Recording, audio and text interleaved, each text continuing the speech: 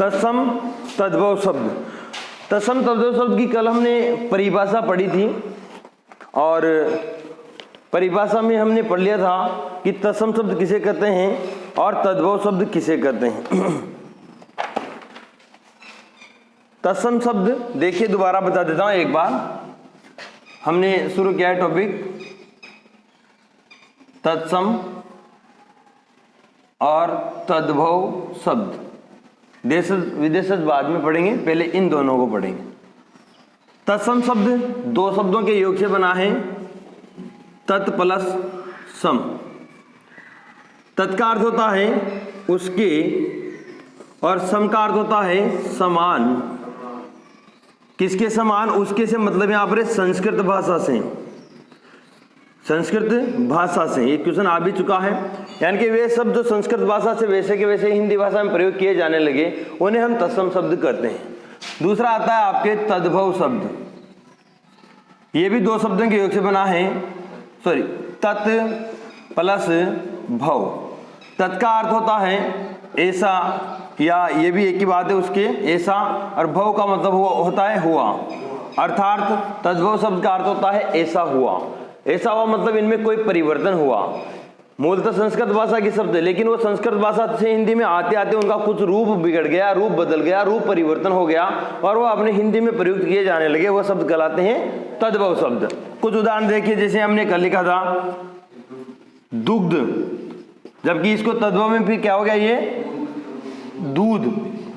यहां हम देखें अग्नि, तो यहां क्या हो जाएगा, आग। हमने देखा था कि सूर्य तत्सम शब्द है तो उसका तद्भव होता है सूरज। इस प्रकार आप देख सकते हैं कि तत्सम शब्द जो संस्कृत भाषा के शब्द हैं वो जैसे कि जैसे हिंदी में प्रयोग किए जाने लगे वो तो तत्सम शब्द कहलाते हैं, और जो शब्द कुछ रूप बिगड़कर उनमें कुछ परिवर्तन होकर हिंदी भाषा में प्रयुक्त होने लगे वो तद्भव शब्द कहलाते हैं। अब इन के आगे हम बात करते हैं तत्सम तद्भव शब्दों की। अब आप चाहो तो एक चीज लिख लो कि तत्सम तद्भव शब्दों को पहचानने के नियम। वैसे तो बहुत सारे, हजारों लाखों बहुत सारे हैं, लेकिन अपने को कुछ नियम के आधार पर आप हजारों शब्दों को ऐसे पहचान सकते हो। तो आप लिखो तत्सम तद्भव शब्दों को पहचानने के नियम, हेडिंग डाल सकते हो आप, तत्सम तद्भव शब्दों को पहचानने के नियम। पहला नियम लिखिएगा आप, नंबर 1 नियम है कि यदि किसी शब्द पर, लिख सकते हो आप, यदि किसी शब्द पर चंद्र बिंदु, ये आप जानते हो चंद्र बिंदु कैसे लगाया जाता है, एक क्वेश्चन बना रहा हूं ये। यदि किसी शब्द पर चंद्र बिंदु लगा हो तो वह तद्भव शब्द होगा, तो वह तद्भव शब्द होगा। तो वह क्या होगा, तद्भव शब्द होगा। मतलब जहां भी आपको ये दिख जाए ना तद्भव शब्द, कंफर्म 99% वो तद्भव शब्द रहेगा। आपको बस इतना ध्यान रखना है कि वो बिल्कुल अशुद्ध, यानी कि वो वर्तनी की दृष्टि देखना है। केवल आपको ये देख लेना कि चंद्र बिंदु लगा कि नहीं लगा, क्योंकि चंद्र बिंदु तद्भव शब्द के ऊपर ही लगेगा। किसके ऊपर? जैसे हमने पढ़ा चंद्र, क्या हुआ था वहां, चांद, तो चांद क्या होता है, तद्भव। तो कुछ मैं उदाहरण देता हूं आपको। तो एक तरफ तो आप लिखो तत्सम और एक तरफ आप लिखो तद्भव। ये इस प्रकार हम इसके कुछ उदाहरण लेंगे, फिर सारे मैं एक साथ बताऊंगा आपको। लिखो अक्षी, ग्रंथि, अक्षी, ग्रंथि, चंद्र, ग्राम, अक्षी, ग्रंथि। तत्सम के नीचे लिखते जाना पहले, है ना, फिर तद्भव बाद में लिखेंगे इनके। अक्षी, ग्रंथि, चंद्र, ग्राम, उष्ट, सर्प, उष्ट, सर्प, अंगुष्ठ, अंगुष्ठ। फिर इधर आ जाएंगे अपन वापस तत्सम तद्भव एक कॉलम और बना सकते हो आप। इसके बाद आप लिखेंगे आगे भी आमलक, आमलक, आमलक, आमलक के बाद लिखो 2-3 और लिख लो, अंगुली, अश्रु, अंक, अंगुली, अश्रु, अंगुली, अश्रु, अंक, गुम्फन और जामाता, गुम्फन और जामाता। अब देखिए इन शब्दों के हम तद्भव रूप लिखेंगे और आप एक चीज देखेंगे कि तद्भव रूप में हम जो भी लिखेंगे उन सभी में इनके ऊपर चंद्रबिंदु लग जाएगा। वहां यही तो पूछा जाता है तद्भव तत्सम तद्भव रूप कौन सा है कौन सा नहीं, या कौन सा सुमेल लेते से कैसे भी देते हैं, आपने को याद होना चाहिए शब्द का तत्सम तद्भव रूप बस। अब हमने नियम लिखा था उसके अनुसार देखो, अक्षी का होता है तद्भव रूप आंख, क्या होता है आंख, तो लिखते जाओ। ग्रंथि का होता है गांठ, चंद्र का होता है चांद, ग्राम का होता है गांव, उष्ट का होता है ऊंट, सर्प का होता है सांप, वेरी सिंपल। अंगुष्ठ का होता है अंगूठा, ये अंगूठा। आमलक का होता है आंवला। अंगुली, अंगूरी का सॉरी अंगुली का होता है अंगूरी, ये इसका प्रकार आप चंद्रबिंदु लगा दें। असुर का होता है आंसू, अंक का होता है आंख, ये चंद्रबिंदु के साथ। गुम्फन का होता है गूंथना और जामाता का होता है जवाई जी, है ना जवाई, ये जवाई या इसको जमाई भी कहते हैं। ये लो भाई, ऐसे बहुत सारे उदाहरण हैं। ये कुछ मैंने आपको केवल उदाहरण यानी कि नॉर्मल लिखा है ताकि आपको ये नियम समझ में आ जाए। देखिए एक बार वापस दोबारा समझा देता हूं। तत्सम तद्भव शब्दों को पहचानने के नियम। पहला नियम है यदि किसी शब्द पर चंद्र बिंदु लगा हो तो वह शब्द क्या होगा, तद्भव होगा। क्या होगा, तद्भव होगा। हमने कुछ उदाहरण लिए, ये तत्सम रूप है इधर, तो ये तद्भव है। देखो अक्षी का आंख हो गया, चंद्र बिंदु लग गया इसमें, अक्षी का आंख हो गया, ऊपर चंद्र बिंदु लग गया।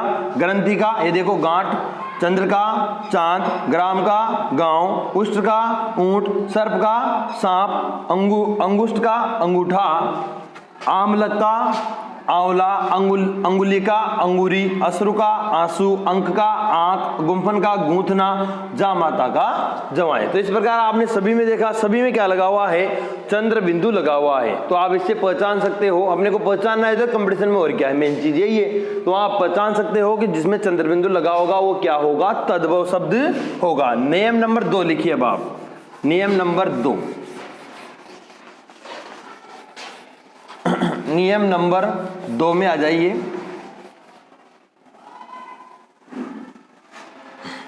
नियम नंबर 2 है आपकी, हिंदी की गिनती, हिंदी की गिनती सदैव तद्भव होती है, कोई दिक्कत है ही नहीं, सदैव तद्भव होती है। हिंदी की गिनती पता है आपको, 1 2 3 4 5 6 7 8 1000 1500 2000 3 लाख करोड़ 1700 कितना भी आओ, कितने भी आए, हिंदी में जो गिनती बोल जाए वो सारी तद्भव है। तो कितने करोड़ों शब्द याद करा दे मैंने आपको, 1 से करोड़ तक बोल लो, 2 करोड़ तक, अरब तक बोल लो, वो तो सारे शब्द क्या हैं, तद्भव हैं। तो लिखो इसके कुछ उदाहरण लिखो इसके भी, तत्सम तद्भव, वैसे कॉलम बना लो आप, एक तरफ तो लिख लो तत्सम और ये तद्भव। कुछ उदाहरण लिखेंगे, जैसे इधर लिखना एकम, इधर लिखना द्वि, एकम द्वि, चतु सप्त, चतु सप्त, एक आएगा 10, हाँ 10, ये 10। फिर इसके बाद उधर 2-3 और लिख लो, त्रयोदश, त्रयोदश, सत, सहस्त्र, सहस्त्र, सहस्त्र, और एक लिख लो आप कोटि, बस कोटि। अब देखो ये तो तत्सम रूप है, यानी कि संस्कृत में जो गिनती चलती है ना वो सारी तत्सम है, और जो हिंदी में चलती है वो क्या रही, तद्भव है। अब एकम का क्या होता है, एक लिखो, द्वि का क्या होता है, दो, चतु का होता है चार, सप्त का होता है सात, दस का होता है ये 10। इस प्रकार लिखेंगे अपने से दूसरा आ जाएगा। त्रयोदश, 13 नहीं 13, 13 13 बोलते रहते हम, 13 होता है। शत का 100, सहस्त्र का 1000 और कोटि का करोड़। कितने तक भी लिख सकते हो, मैंने कुछ उदाहरण बताए मात्र आप। तो ये है दूसरा नियम कि हिंदी की गिनती सदैव क्या होती है, तद्भव होती है। ठीक है, बैठा दो इसको। अगला लिखो नंबर 3 नियम। अब नंबर 3 नियम पढ़ेंगे, इनको रट लेना आप तो बहुत बढ़िया है। तीसरा नियम लिखिए। तीसरा नियम है अपने कि वे शब्द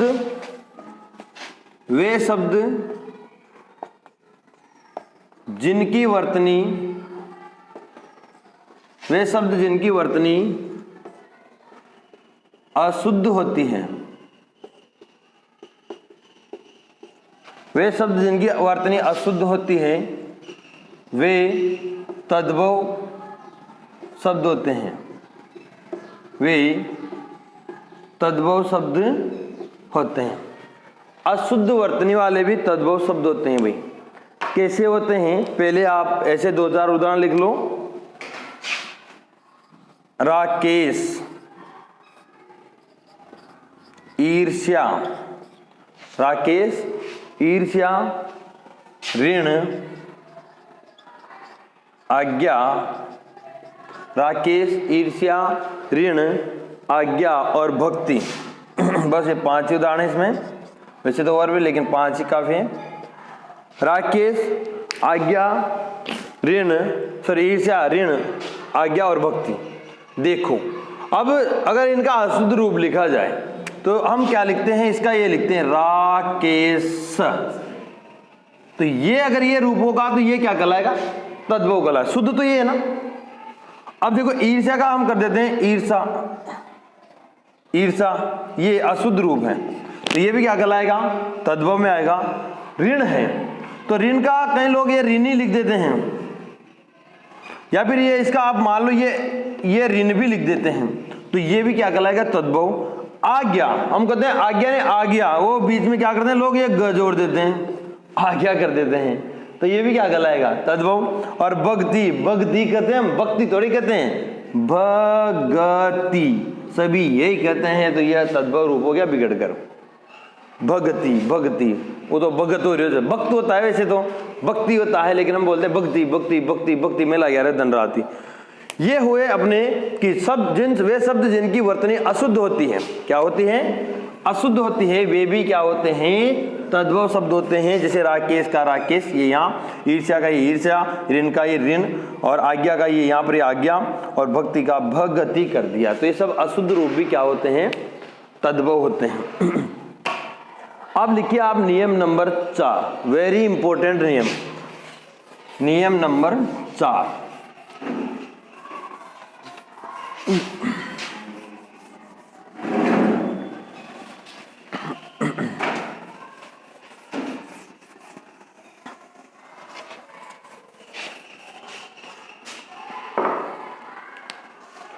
नंबर 4 है।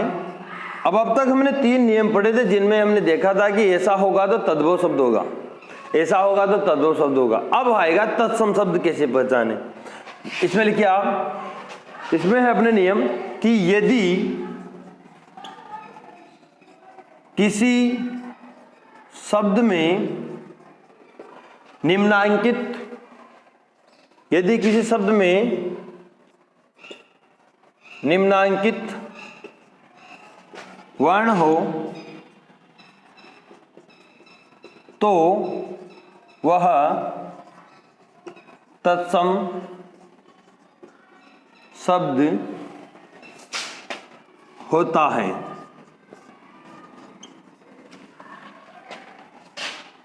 परंतु शर्त यह है कि वह शब्द शुद्ध होना चाहिए।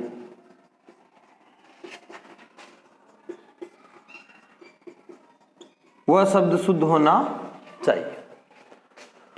अब क्या क्या है वो वर्ण, क्या क्या है मैं यहां लिख रहा हूं, देखो लिखो आप भी, कस तरह गे, कस तरह गे, फिर इसके बाद आएगा आपकी री, और ये अपन र की मात्रा लगाते हैं, ऊपर देखा होगा आपने ऐसे, वो कस तरह और र की मात्रा, फिर आपके आ जाएगा एक कस तरह गेस री और र की मात्रा, और एक आता है आपके विसर्ग, एक आएगा आपके द्वि, एक आएगा आपके स्र, और एक और बचा हुआ है आपके स, ये वाला स।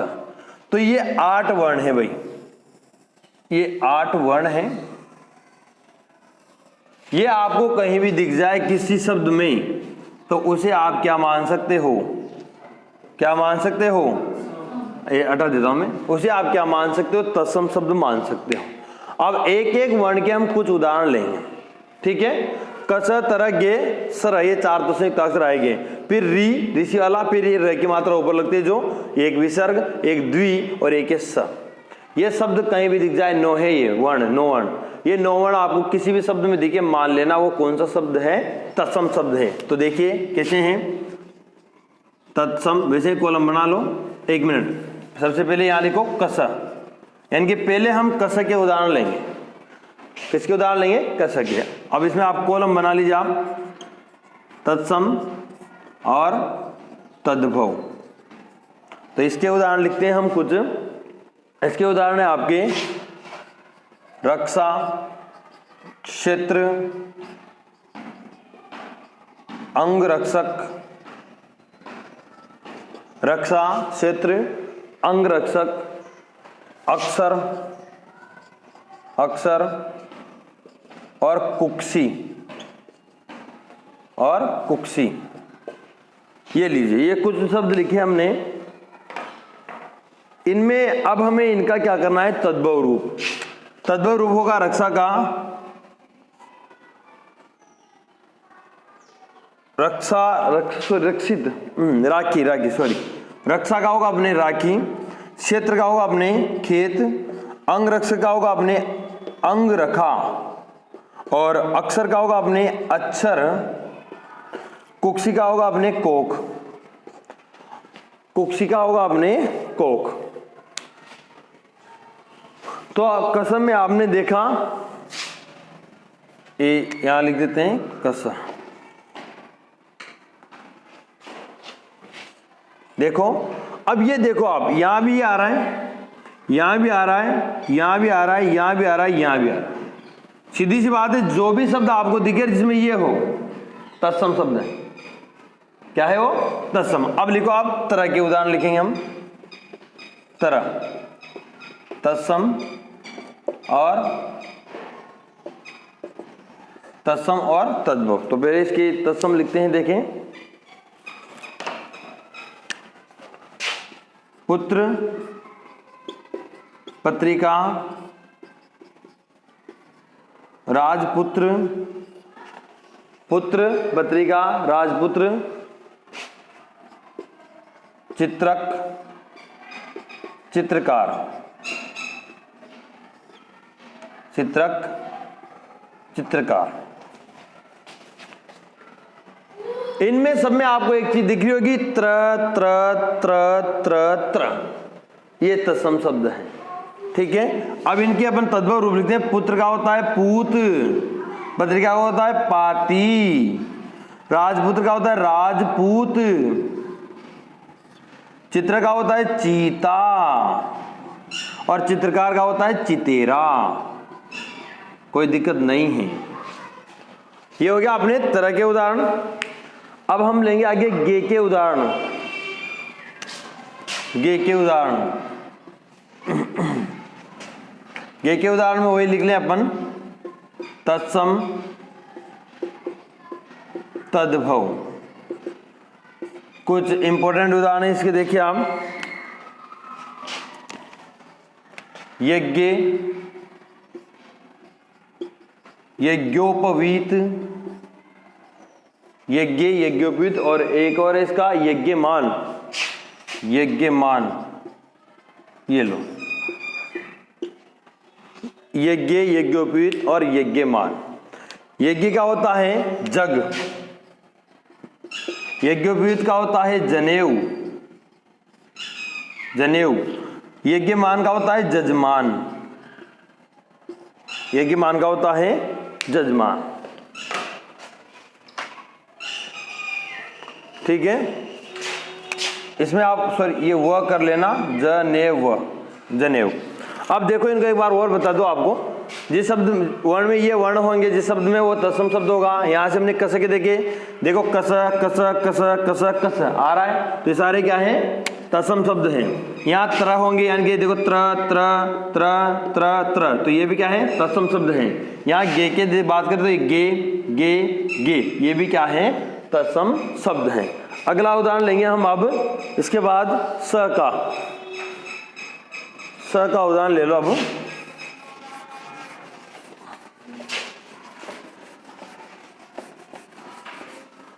इनको भी हम डिटेल से पढ़ेंगे बाद में, पहले ये जो नियम है ना इनके लिखा रहा हूं, फिर अपन 100 200 500 जो भी तत्सम शब्द है वो एक साथ टेबल बना लेंगे बाद में। तो आप लिखो अब स, ये वाला स लिखो। इसके उदाहरण लिखो, देखें इसके उदाहरण आपके वाष्प, शुष्क, पुष्प, वाष्प, शुष्क, पुष्प, पाषाण, कृष्ण, कृष्णा। इनके तद्भव रूप होंगे। वाष्प का तो होगा बाप, शुष्क का होगा सूखा, पुष्प का होगा पुहूप, पाषाण का होगा पत्थर या पाहन, पाहन पूजे हरि मिले तो मैं पूजू पहाड़। कृष्ण का होगा कान्हा और कृष्णा का होगा कान्हा। ये लो, सब में स आ रहा है। अगला हम लेते हैं री के उदाहरण। री के उदाहरण यहां ले लेते हैं हम। री के उदाहरण लीजिए आप, तृण, तृण, तृण, घृत, और दो और हैं अमृत और हृदय, अमृत और हृदय। तृण का होता है तिनका, घृत का होता है घी, अमृत का होता है अमीय, हृदय का होता है हिये, हिये। हमारा हियोड़ाम ना जमोर है ना, आता है ना, हिये हिये, ये हिये होता है। री के बाद हम लेंगे अगला र की मात्रा। र की मात्रा जो हम ऐसे लगाते हैं ऊपर, उसमें आ जाएंगे अपने धर्म, कर्म, धर्म, कर्म, आश्चर्य। इसके अलावा और हैं धैर्य, वार्ता, कार्य, धैर्य, वार्ता और कार्य। अब इन सब के तद्भव रूप क्या होते हैं देखिए। धर्म का होता है धर्म, कर्म का होता है कर्म, आश्चर्य का होता है अचरज, धैर्य का होता है धीरज, वार्ता का बात और कार्य का काज। ये रह की मात्रा के हुए। तीनों को एक बार मैं समझा देता हूं आपको वापस, फिर 2-3 और है वो लिखेंगे।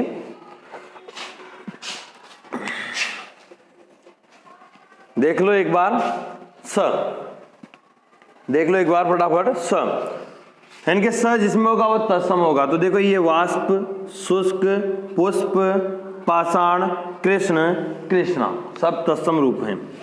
इधर देखो री होगा, ये री की मात्रा ही है भाई, अलग से री दिखे नहीं दिखे, री तो है और क्या है, ये सब में री है। ये देखो ये री है, ये री है, अलग से भी आ सकता है, लेकिन ये इसके अंदर भी मात्रा लग के भी आ सकता है। जहां पर भी री की मात्रा लगी हो या री आ रहा हो, वहां पर कौन सा होगा अपने तत्सम। ये देखो र की मात्रा जो ऊपर लगती है, देखो धर्म, कर्म, आश्रय, धैर्य, वार्ता, कार्य, सब में मात्रा लगी हुई, इसलिए सब क्या है, तत्सम शब्द हैं। अब लिखेंगे हम द्वि के उदाहरण।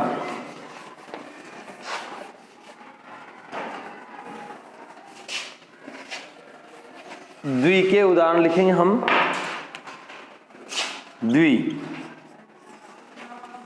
द्वि के उदाहरण आ जाएंगे आपके द्विपट, द्विगुना, द्विपट, द्विगुना, द्विवेदी, द्विवेदी।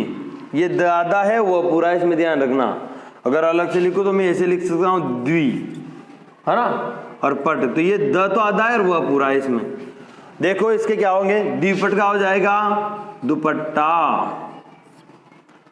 द्विगुना का हो जाएगा दुगुना, और द्विवेदी का हो जाएगा दुबे, दुबे जी, है ना, कई बार आता होगा, नाम सुना होगा आपने दुबे जी।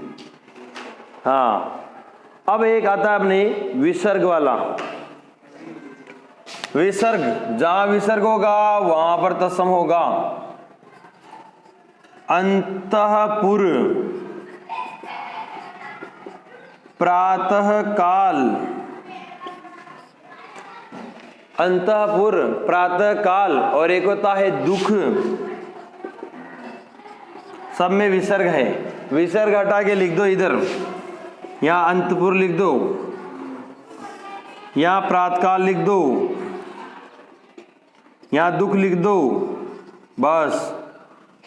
अगला जो लास्ट है शायद स्र वाला, इधर लिख देते हैं